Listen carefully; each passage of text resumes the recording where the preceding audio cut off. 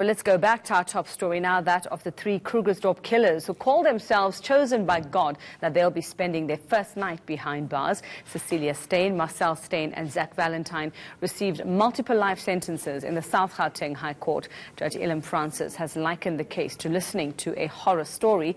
Well, now the question we're asking tonight is what could have motivated the occult group to commit these crimes? Let's try and get some answers. I'm joined by clinical psychologist Dr. Gerard Labuskakny. Dr. Labuskakny, good evening. And thanks for your time. So let's talk about what would actually get somebody into a cult. I mean, and what would be the motivation? What type of person would be drawn into a movement like that or a cult? I think often if you look at it in the history of our country and even other parts of the world, this is not something new really. We've had the Waco Branch Davidians in Texas many years ago. We even had about a year or two ago the Seven Angels Ministry in Ngobo, which ended up with a huge shootout of the police. Yes. So people abusing belief systems or religious systems is nothing new. If your second story referred to Muti murder, that's again taking a genuine belief system and perverting it into something that it was never intended to be, with horrific consequences.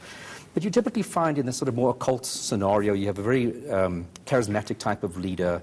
Very often they themselves have very good psychopathic tendencies, they're very good at manipulating people, and they attract people who are searching for something. So already vulnerable people that, whether it be, in the 60s and 70s, they became hippies, and later on, nowadays you get involved in ISIS or other religious belief systems. So religion often is a place where people seek something, but it makes them very vulnerable to being manipulated. And the majority of people would walk away from something when it gets to a certain point. But unfortunately, you'll find those few that will stick with this individual, and then they use very often techniques to keep them there. And as we saw here, increasing violence, murdering one of the members that left the group. Yeah. And you saw that same with the Jim Jones in the People's Temple in the 70s, where it ultimately ended up with a mass suicide. They used increasingly abusive techniques and fear techniques to keep people in the group. Is it about making them feel useful and wanted? I think initially, yes. People find in a place something they can be a part of, feeling very useful, giving them a sense of belonging and purpose. But then again, it starts to get perverted by that leader and very often more isolated. And that's really when things get very twisted, is when they really kind of make it an us versus them scenario and allows that group to become a very closed-off group, and then sort of the final twists to what it becomes in the end. I mean, and like you say, it's us versus them, and like in the case of this, it was the victims who were the them. And is it often, though, that would be what the motivation would be, is that they sometimes feel that they are doing the right thing. They are cleaning up, and doing God's work. No, definitely. And it'll start very innocuously in the beginning, helping people, turning away from Satanism to, other things that sound very good and are probably very good right in the beginning.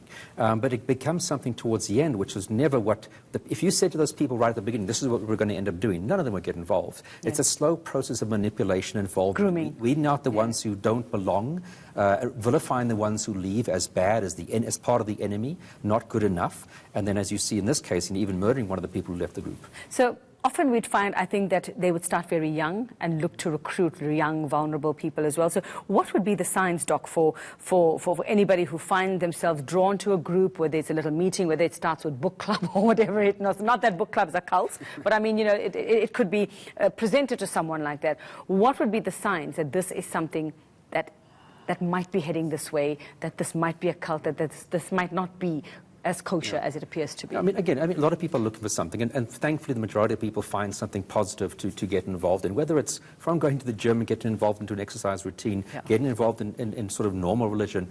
The vulnerabilities, again, it's difficult to say particularly what makes this person stay longer than another individual. People might have a history of mental health issues. Could be one of the reasons that makes certain individuals stay a bit longer in an environment where they find ultimately what they need. But I don't think the basic reasons would be that different to what other people are looking for.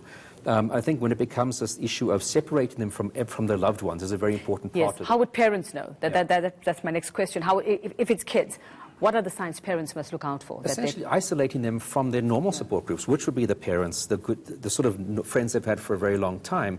And again, preventing them from having interaction with those individuals, cutting them off, saying that those people are now part of the outside group and not part of the inside. Would it be a sudden change in belief as well? It could be. It might be slow, depending on how long the person's been involved in the group. But definitely the isolation part is a very important part of that process, keeping people away from people who are not part of that insider group. Okay, all right, very insightful. Thank you for that. Those are the things you need to watch out for. That's Dr. Gerard Labuschagne. He's a clinical psychologist from the Wits Division of Forensic Medicine.